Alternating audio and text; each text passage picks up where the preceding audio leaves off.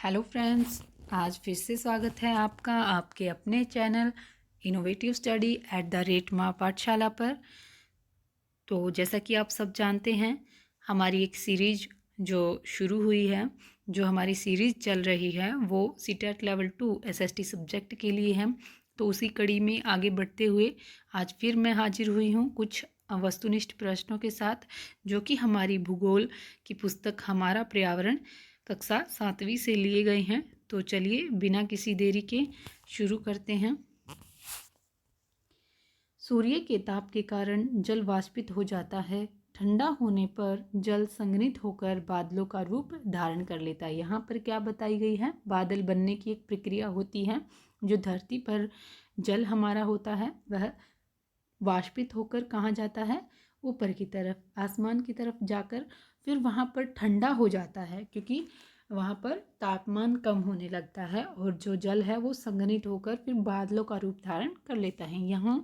यहाँ से यह किस रूप में धरती या समुद्र पर नीचे गिरता है? तो वर्षा, हिम अथवा हिमवृष्टि, दोनों, या फिर इनमें से कोई नहीं। तो इसका सही जवाब होगा वर्षा एवं हिम अथवा हिमवृष्टि, यानी कि ये दोनों रूपों में यह धरती पर या फिर समुद्र पर नीचे गिरता है। आगे बढ़ते हैं। अलवण जल के मुख्य स्रोत कौन कौन से हैं? नदी, ताल, सोते एवं हिमनद, या फिर ये सभी? तो इसका सही जवाब है ये सभी स्रोत जो हैं हमारे अलवण जल के हैं। जो अलवण जल होता है वह मनुष्य के जो दैनिक कार्य होते हैं उनमें उपयोगी होता है। दैनिक कार्यों में उपयोगी होता है। ठीक है, तो हमारा जो अलवण जल है वह इन स्रोतों से हम प्राप्त करते हैं। आगे बढ़ते हैं। महासागरों एवं समुद्र का जल कैसा होता है? लवणीय, अलवणीय, दोनों, इनमें से कोई नहीं। तो इसका सही जवाब होगा लवणीय। जो हमारा महासागर हैं और समुद्र हैं उनका जो जल होता है वह लवणीय होता है। अगला प्रश्न है हमारा, लवणता कितने ग्राम जल में मौजूद नमक की मात्रा होती है? 1000 ग्राम, 2000 ग्राम, 1500 ग्राम, 2500 ग्राम। तो इसका सही जवाब होगा 1000 ग्राम जो जल होता है हमारा, उसमें जो नमक की मात्रा मौजूद होती है वही क्या होती है? लवणता होती है। तो आगे बढ़ते हैं। महासागर की औसत लवणता कितने प्रति 1000 ग्राम है? तो आपके ऑप्शंस हैं यहाँ पर 36 भाग प्रति 1000 ग्राम, 35 भाग प्रति 1000 ग्राम, 34 भाग प्रति 1000 ग्राम, 37 भाग प्रति 1000 ग्राम।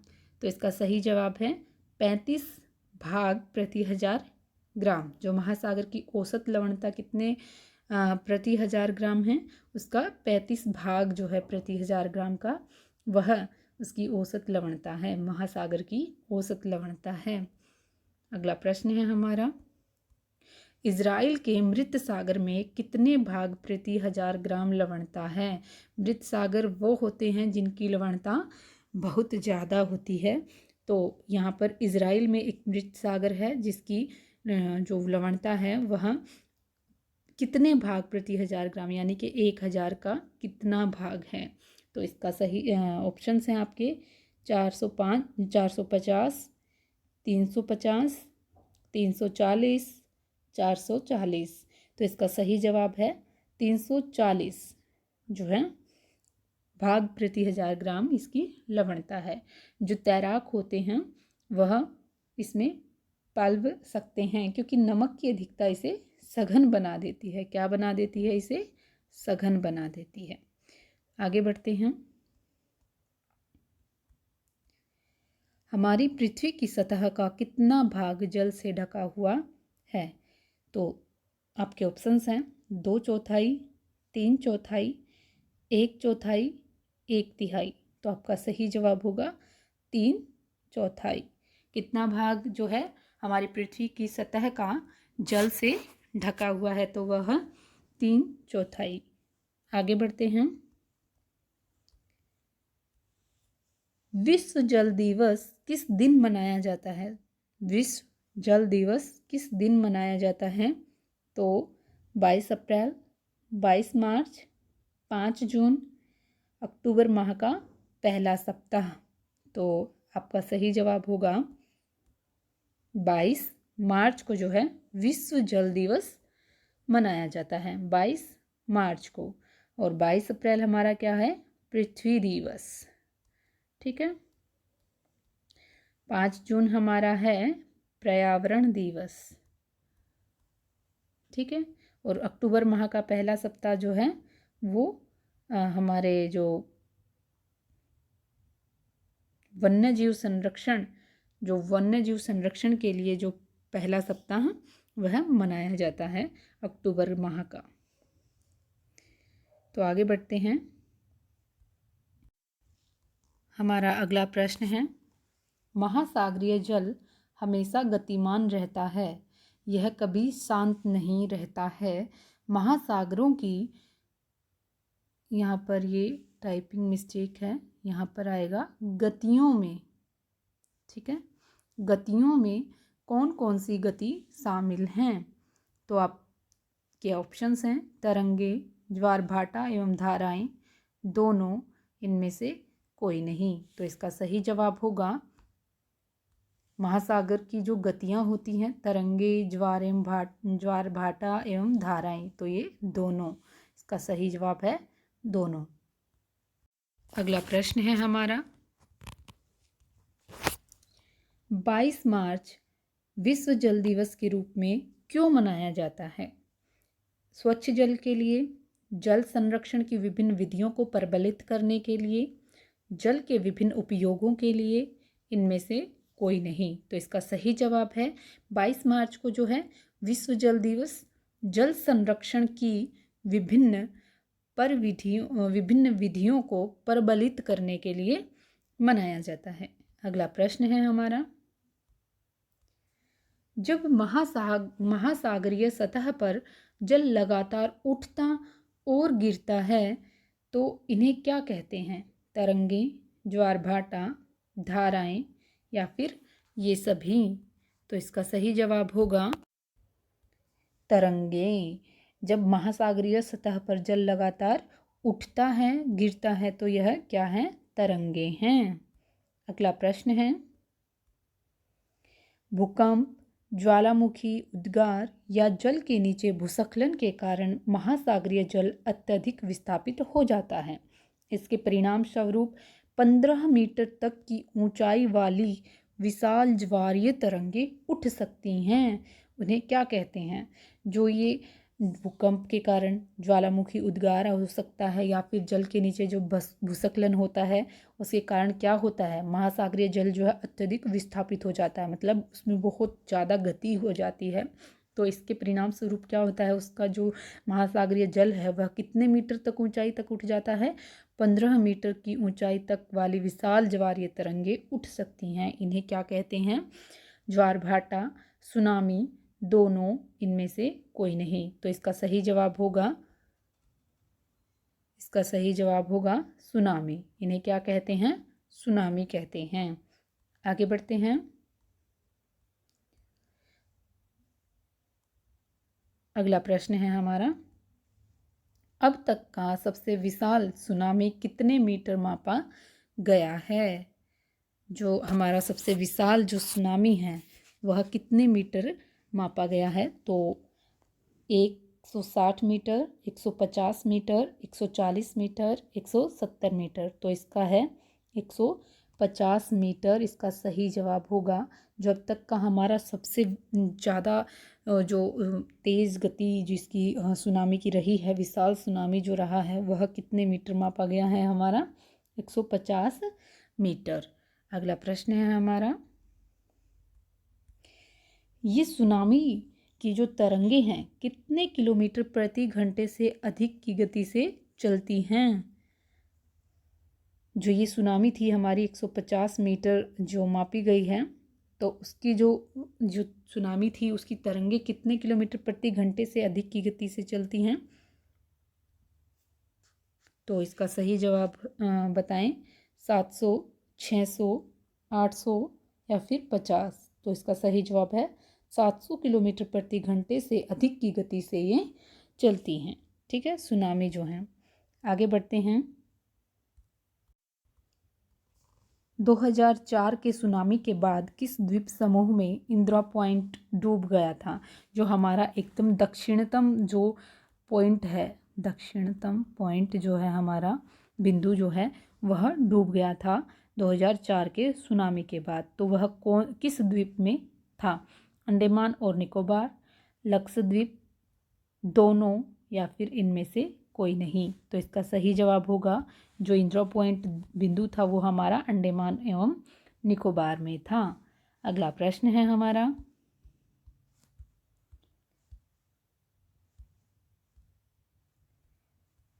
सुनामी किस भाषा का शब्द है? ग्रीक, लैटिन, जापानी, चीनी। तो इसका सही जवाब है जापानी भाषा का शब्द है। सुनामी किस भाषा का शब्द है? जापानी। तो हमने जाना कि सुनामी जो है हमारा जापानी भाषा का शब्द है। आगे बढ़ते हैं। सुनामी जो है जापानी भाषा का शब्द है, तो इसका क्या अर्थ है? महासागरीय तरंगे, पोताश्रय तरंगे, ज्वार भाटा तरंगे, इनमें से कोई नहीं। तो इसका सही जवाब होगा पोताश्रय तरंगे। क्योंकि जब सुनामी आती है तो जो पोताश्रय होते हैं वो नष्ट हो जाते हैं, तो इसीलिए इनको क्या कहते हैं? पोताश्रय तरंगे। अगला प्रश्न है हमारा,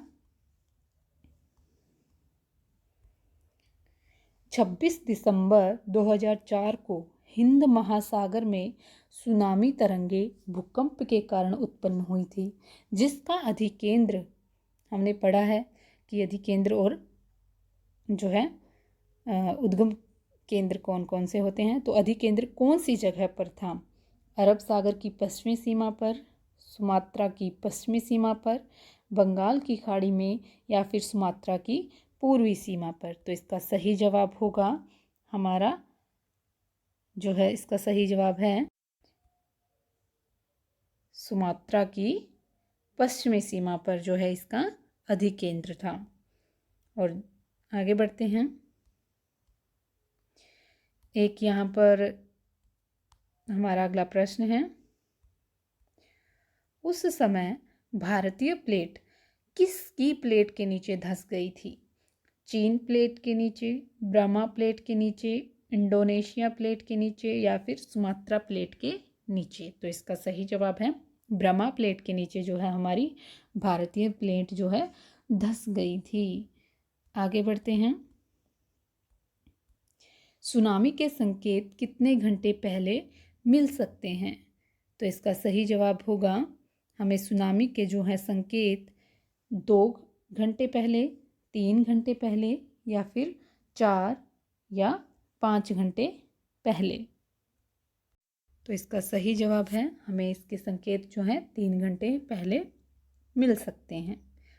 अगला प्रश्न है हमारा, सुनामी आने पर प्रथम संकेत क्या होता है?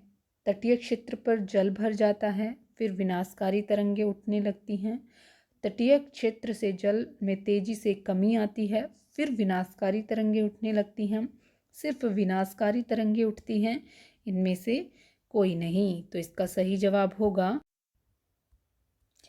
तटीय क्षेत्र से जल में तेजी से कमी आती है, फिर विनाशकारी तरंगे उठने लगती हैं।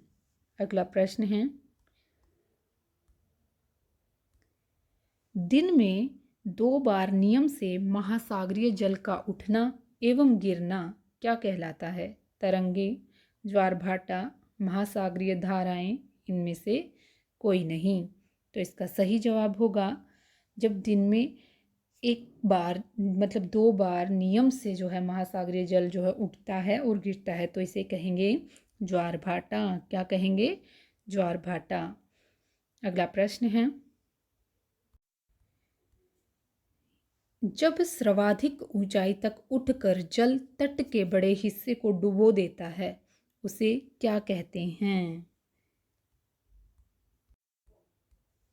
भाटा, ज्वार, दोनों, दोनों नहीं। तो सर्वाधिक ऊंचाई पर उठकर जब जल तट के एक बड़े हिस्से को डुबो देता है तो उसे कहते हैं ज्वार। क्या कहते हैं? ज्वार। अगला प्रश्न है, जब जल अपने निम्नतम सतह तक आ जाता है, जब तट से पीछे चला जाता है, यानी कि जब एक बार तो जो जल है वो एकदम से ऊंचाई तक उठकर तट के बहुत बड़े हिस्से को डुबो देता है तो क्या कहा गया था उसे? तट के बड़े हिस्से को डुबोना क्या है? ज्वार है। और लेकिन जब निम्नतम सतह पर जब अपना जल चला जाता है और तट से पीछे हो जाता है तो उसे कहते हैं भाटा। क्या कहेंगे? भाटा। ओके। जल का ऊंचाई तक उठना ज्वार और पीछे अपने निम्नतम सतह पर आ जाना भाटा। तो अगला प्रश्न है, पृथ्वी की सतह पर ज्वार भाटे क्यों आते हैं? सूर्य की शक्तिशाली गुरुत्वाकर्षण बल के कारण, चंद्रमा के शक्तिशाली गुरुत्वाकर्षण बल के कारण, दोनों के शक्तिशाली गुरुत्वाकर्षण बल के कारण, इनमें से कोई नहीं। तो इसका सही जवाब होगा दोनों, सूर्य एवं चंद्रमा के शक्तिशाली गुरुत्वाकर्षण बल के कारण। अगला प्रश्न है, जब पृथ्वी का जल चंद्रमा के निकट होता है उस समय चंद्रमा के गुरुत्वाकर्षण बल से जल अभिकर्षित हो जाता है, कर्षित हो जाता है, जिसके कारण कैसे ज्वार आते हैं? देखो, जब पृथ्वी का जो जल है वह चंद्रमा के निकट होता है उस समय चंद्रमा के गुरुत्वाकर्षण बल से जल जो है अभिकर्षित होता है तो कैसा ज्वार होता है? निम्न, उच्च, निम्न व उच्च दोनों, इनमें से कोई नहीं। तो इसका सही जवाब होगा ऐसे में उच्च ज्वार। कैसा ज्वार होता है? उच्च ज्वार होता है जब चंद्रमा के निकट होता है पृथ्वी का जल और चंद्रमा के गुरुत्वाकर्षण बल से ही जल अभिकर्षित होता है तो कैसे ज्वार होते हैं?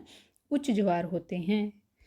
अगला प्रश्न है हमारा, किस दिन सूर्य, चंद्रमा एवं पृथ्वी एक सीध में होते हैं तथा इस समय सबसे उच्च ज्वार आते हैं? इस ज्वार को वृहत ज्वार भी कहते हैं।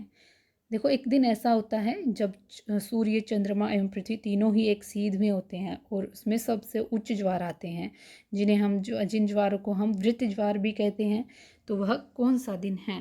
पूर्णिमा, अमावस्या, दोनों, तो इनमें या फिर इनमें से कोई नहीं। तो इसका सही जवाब होगा हमारा पूर्णिमा एवं अमावस्या दोनों ही ऐसे दिन हैं जब उच्च ज्वार होते हैं, वृहत ज्वार होते हैं और ये तीनों एक सीध में होते हैं, सूर्य, चंद्रमा एवं पृथ्वी। तो पूर्णिमा एवं अमावस्या के दिनों में ही ऐसा होता है। अगला प्रश्न है, जब चांद अपने प्रथम एवं अंतिम चतुर्थांश में होता है तो पृथ्वी एवं सूर्य का गुरुत्वाकर्षण बल विपरीत दिशाओं से महासागरीय जल पर पड़ता है। परिणाम स्वरूप किस प्रकार का भाटा आता है? देखो, जब चांद अपने प्रथम एवं अंतिम चतुर्थांश में होता है तो उस दिन क्या होता है? पृथ्वी एवं सूर्य का जो गुरुत्वाकर्षण बल जो है विपरीत दिशाओं से महासागरीय जल पर पड़ता है। ठीक है, तो इस दिन किस प्रकार का ज्वार भाटा होगा? निम्न ज्वार भाटा होगा। ठीक है, जब जो पृथ्वी एवं सूर्य का गुरुत्वाकर्षण बल है जो विपरीत दिशाओं से, ठीक है, महासागरीय जल पर पड़ेगा तो वो कैसा ज्वार भाटा उत्पन्न करेगा? निम्न ज्वार भाटा उत्पन्न करेगा। अगला प्रश्न है हमारा, उच्च ज्वार भाटा किन किन कार्यों के लिए सहायक है? नौ संचालन में, मछलियां पकड़ने में, दोनों में या फिर इनमें से कोई नहीं। तो इसका सही जवाब होगा, जब ज्वार भाटा उच्च होते हैं तो एकदम से हमारा जो तरंगे, जो लहरें होती हैं वह तट की तरफ आती हैं, तो ये नौ संचालन में और मछलियाँ पकड़ने में दोनों में ही यह सहायक होता है। अगला प्रश्न है, निश्चित दिशा में महासागरीय सतह पर नियमित रूप से बहने वाले जल की धाराएं क्या कहलाती हैं? जो हमारे निश्चित दिशा में महासागरीय सतह पर नियमित रूप में बहने वाली जल की धाराएं क्या कहलाएंगी? तरंगे, ज्वार भाटा, महासागरीय धाराएं, इनमें से कोई नहीं। तो इसका सही जवाब होगा हमारा महासागरीय धाराएं। जो निश्चित दिशा में महासागरीय सतह पर ही नियमित रूप से बहने वाली जो धाराएं हैं वो कौन सी धाराएं हैं? महासागरीय धाराएं हैं। आगे बढ़ते हैं। अगला प्रश्न है, गर्म महासागरीय धाराएं किसके निकट उत्पन्न होती हैं? जो हमारी गर्म महासागरीय धाराएं हैं वह किसके निकट उत्पन्न होंगी? ध्रुवों के निकट, भूमध्य रेखा के निकट, पूर्वी गोलार्ध में, इनमें से कोई नहीं। तो इसका सही जवाब है भूमध्य रेखा के निकट। क्या जवाब है हमारा? भूमध्य रेखा के निकट उत्पन्न होती हैं हमारी गर्म महासागरीय धाराएं। अगला प्रश्न है, गर्म महासागरीय धाराएं किस ओर प्रवाहित होती हैं? भूमध्य रेखा की ओर, ध्रुव की ओर, समुद्रों की ओर, ये सभी। जो हमारी गर्म महासागरीय धाराएं हैं वो किसके निकट उत्पन्न हुई थी? हमारी भूमध्य रेखा के निकट उत्पन्न हुई थी। तो वो किस तरफ प्रवाहित होंगी? ध्रुवों की तरफ प्रवाहित होंगी। हम सब जानते हैं कि हमारी जो गर्म कोई भी हल्की वस्तु जो है ऊपर की तरफ जाएगी। तो हमारी जो महासागरीय धाराएं हैं वह ध्रुवों की तरफ प्रवाहित होती हैं। अगला प्रश्न है, ठंडी धाराएं ध्रुवों या उच्च अक्षांशों में किस ओर प्रवाहित होती हैं? जो हमारी ठंडी धाराएं होती हैं वह उच्च ध्रुवों या फिर उच्च अक्षांशों से किस ओर प्रवाहित होती हैं? ध्रुवों या उच्च अक्षांशों की ओर ही, उष्णकटिबंधीय या निम्न अक्षांशों की ओर, पूर्वी गोलार्ध की ओर, या फिर दक्षिणी गोलार्ध की ओर। तो हमारी जो ठंडी धाराएं होती हैं वह प्रवाहित होंगी उष्णकटिबंधीय या फिर निम्न अक्षांशों की ओर। तो इसका सही जवाब है उष्णकटिबंधीय या निम्न अक्षांशों की ओर। अगला प्रश्न है, शीत महासागरीय धाराएं कौन सी हैं? गल्फ स्ट्रीम, लेब्राडोर, दोनों, इनमें से कोई नहीं। जो हमारी शीत जलधाराएं हैं, शीत महासागरीय जलधाराएं कौन सी हैं? हमारी लेब्राडोर महासागरीय धाराएं। कैसी धाराएं हैं? लेब्राडोर शीत जलधाराएं होती हैं। अगला प्रश्न, गर्म महासागरीय धाराएं कौन सी हैं? गल्फ स्ट्रीम, लेब्राडोर, दोनों, इनमें से कोई नहीं। हमारी जो लेब्राडोर है वह शीत महासागरीय जलधाराएं थी। तो गल्फ स्ट्रीम जो है हमारी, गल्फ स्ट्रीम कैसी महासागरीय धाराएं हैं? गर्म। अगला प्रश्न है, महासागरीय धाराएं किसी क्षेत्र के डैश को प्रभावित करती हैं? जो महासागरीय धाराएं हैं वह किसी क्षेत्र के डैश को प्रभावित करती हैं?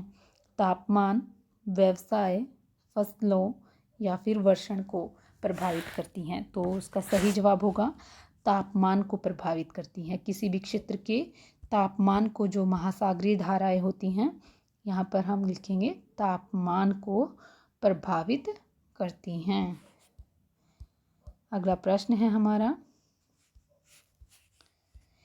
जिस स्थान पर गर्म एवं शीत जलधाराएं मिलती हैं,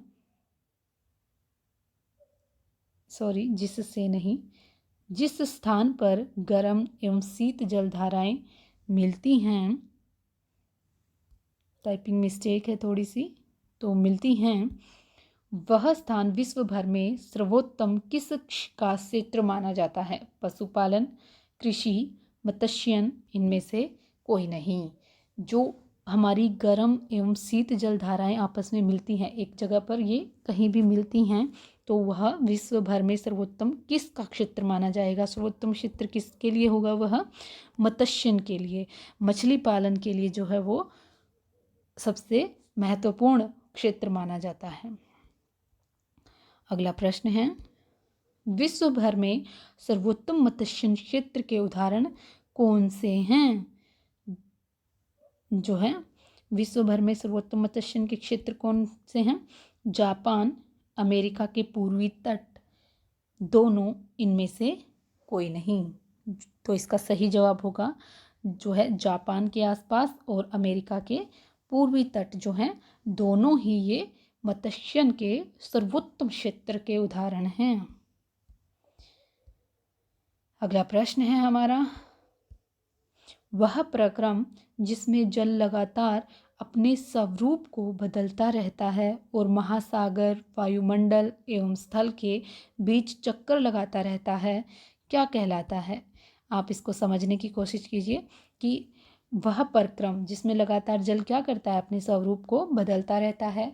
महासागर, वायुमंडल एवं स्थल, यानी कि पहले धरती पर है, महासागर में है, फिर वह वाष्पित होता है और वायुमंडल में जाता है, वहाँ पर वह संघनित होकर बादल का निर्माण कर लेता है और फिर बादल वर्षा करते हैं, फिर से जो जल है स्थल पर आ जाता है और फिर से महासागरों में मिलता है। तो यह क्या कहलाएगा?